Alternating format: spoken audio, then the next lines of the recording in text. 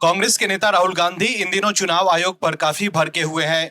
वो लगातार चुनाव आयोग पर निशाना साध रहे हैं, लेकिन जो बात बाहर आ रही है उसके बाद हर किसी के मन में कई सवाल उठ रहे हैं।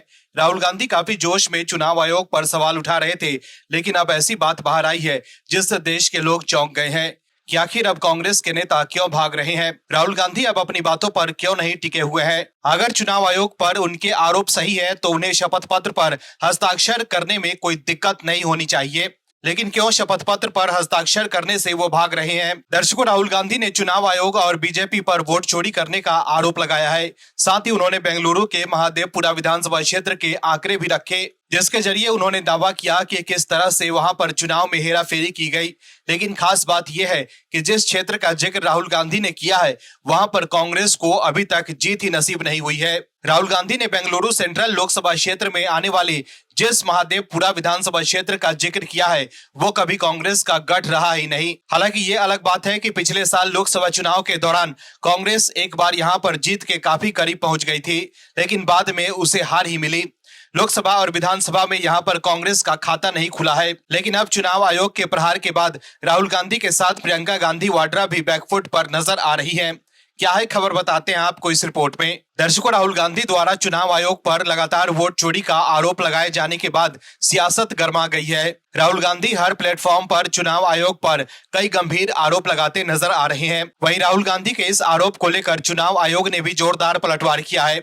चुनाव आयोग के सूत्रों ने कहा है कि अगर राहुल गांधी अपने विश्लेषण पर विश्वास करते हैं और मानते हैं कि चुनाव आयोग पर उनके आरोप सही है तो उन्हें शपथ पत्र पर हस्ताक्षर करने में कोई दिक्कत नहीं होनी चाहिए। चुनाव आयोग के सूत्र ने कहा है कि अगर राहुल गांधी शपथ पत्र पर हस्ताक्षर नहीं करते हैं तो इसका मतलब होगा कि उन्हें अपने विश्लेषण, उनके निष्कर्षों और बेतुके आरोपों पर विश्वास नहीं है।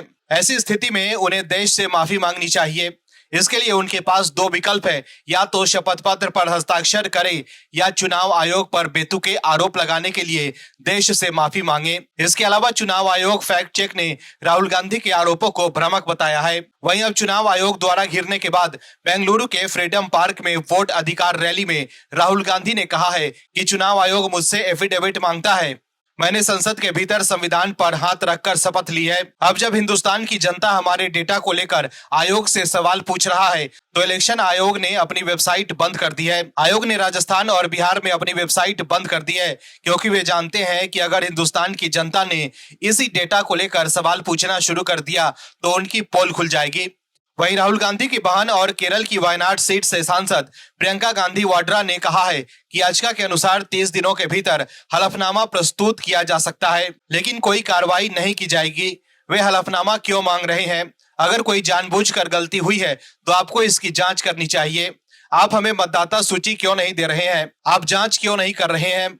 उसके बजाय आप कह रहे हैं कि हलफनामा साइन करके दो। इससे बड़ी कोई शपथ है जो हमने सदन में ले रखी है। वहीं राहुल गांधी ने यह भी कहा है कि उनका वचन ही हलफनामा है। हालांकि इससे पहले हम सब चीन के मामले में देख चुके हैं कि कैसे राहुल गांधी आरोप लगा रहे थे कि चीन ने भारत की जमीन पर कब्जा कर ली है, लेकिन जब मामला सुप्रीम कोर्ट पहुंचा तब राहुल गांधी ने कहा कि प्रेस में छपी बातों को लेकर वो आरोप लगा रहे थे। ऐसे में अब सवाल है कि कांग्रेस को हलफनामा साइन करने में दिक्कत क्या है। वहीं राहुल गांधी ने जिस आदित्य श्रीवास्तव का जिक्र करते हुए 4 जगहों पर वोट होने का दावा किया था, उसने इंडिया टीवी से बात की है। आदित्य ने बताया है कि वो लखनऊ के रहने वाले हैं और 2016 में मुंबई में रहते थे। इसी दौरान मुंबई में वोटर बने और 2019 के लोकसभा चुनाव में वोटिंग की। वहीं 2021 के बाद आदित्य मुंबई से बेंगलुरु शिफ्ट हो गए, जिसके बाद उन्होंने अपने वोटर कार्ड को वहां शिफ्ट करवा लिया। वहीं सबसे बड़ी बात यह है कि आदित्य ने खुद ही चुनाव आयोग की वेबसाइट पर अपनी डिटेल अपलोड की थी। अब आदित्य ने कहा है कि राहुल गांधी को उनकी पर्सनल डिटेल शेयर नहीं करनी चाहिए थी। दर्शकों, आदित्य जो पहले मुंबई में रहते थे वो अब बेंगलुरु शिफ्ट हो गए, जिसके बाद उन्होंने अपने वोटर कार्ड को बेंगलुरु शिफ्ट करवाया। लेकिन फिर भी अगर उनके वोटर कार्ड मुंबई में भी दिख रहे हैं, जैसा कि आरोप राहुल गांधी लगा रहे हैं, तो इसी को रोकने के लिए तो चुनाव आयोग SIR करवा रहा है, ताकि SIR के जरिए जिनके नाम कई जगहों पे हैं उन्हें वोटर लिस्ट से हटाए जाएं। बिहार में तेजस्वी यादव के पास भी 2 वोटर आई कार्ड मिले हैं। इस पर तो राहुल गांधी कुछ नहीं बोल रहे हैं, और जब चुनाव आयोग SIR करवा रहा है तब राहुल गांधी SIR पर भी सवाल उठा रहे हैं। Bureau report, OMH news. आप दर्शकों से विनम्र निवेदन है कि चैनल को सब्सक्राइब जरूर करें